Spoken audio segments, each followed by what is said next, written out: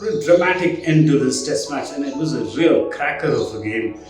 All through this 4 days of this test match, it's been tight, taut, action-packed cricket. You couldn't take your eyes off the ball, you couldn't take your eyes off the action, and it so happened that India were at the wrong end of the result. But there is no shame in this. It's not as though India played badly, they were just outplayed by a South African team that regained their pride, that regained their self-belief, and you could see this in their second innings, especially on the fourth day. After so much time was lost due to rain, they came out with a possible 34 overs to play, and they didn't come out looking to survive. They came out looking to take the game to India and win this test match, and win it convincingly. Rassie van der Dussen was a different batsman altogether. He's been nervous, he's been short on confidence. He looked like he was struggling in Centurion, and even in the first innings here in this test match at the Wanderers. But in the second innings, he turned it on and showed us exactly why he's rated so highly in South Africa. His cover driving, his pulling, just the manner in which he assessed the situation, assessed the bowlers, had the game sense and moved the game forward. He made sure that South Africa made short work of the run chase. It was quite a perfect kind of run chase from South Africa. And Dean Elgar, how much praise can you give him? It's too little. I spoke to Sunil Gavaskar earlier today, just behind the commentary boxes, and as an opening batsman himself, he was full of praise for the manner in which Elgar took the blows on the body, weathered the tough spells, played and missed. You need a bit of luck as an opener, especially in these conditions. Elgar had that, but more than luck, this was about grit, determination and defiance, and pretty much sums up how South Africa won this test match.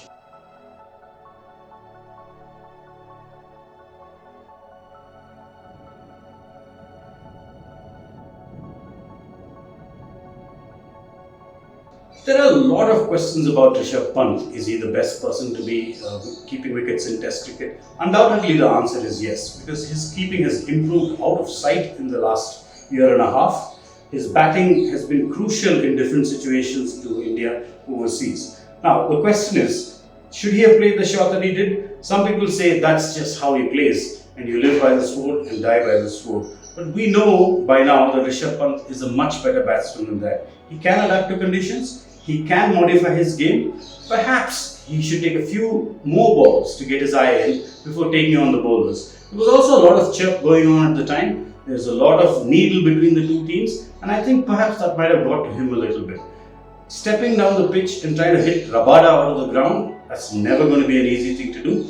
Perhaps on a flat wicket, say in Bangalore in the IPL, you might get away with that, but you're not going to get away with it in conditions that you get in South Africa.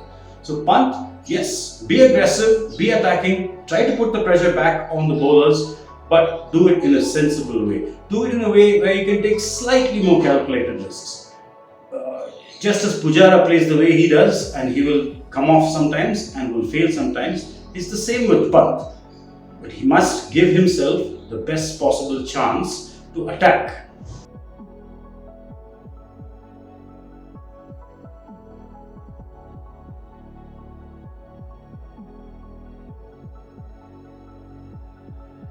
Coming into this test match, there were lots of questions about the positions of Cheteshwar Pujara and Ajinkya Rahane.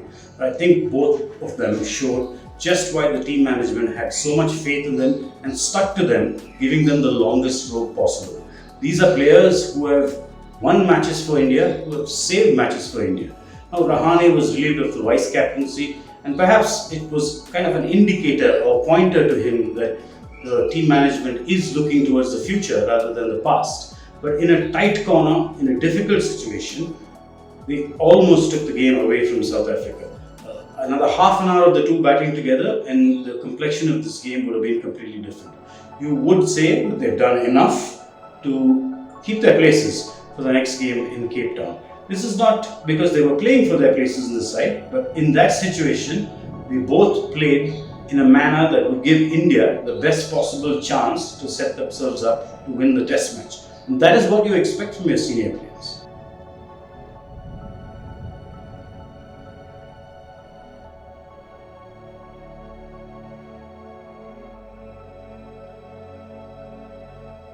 There hasn't been been an injury update yet on Mohammad Siraj, but it's quite clear that a hamstring injury is not going to heal very quickly.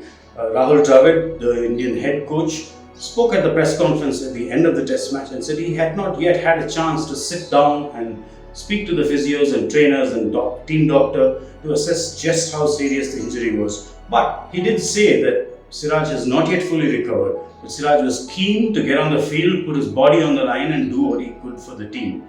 However, if he doesn't recover in time for the Cape Town test match, India have plenty of options.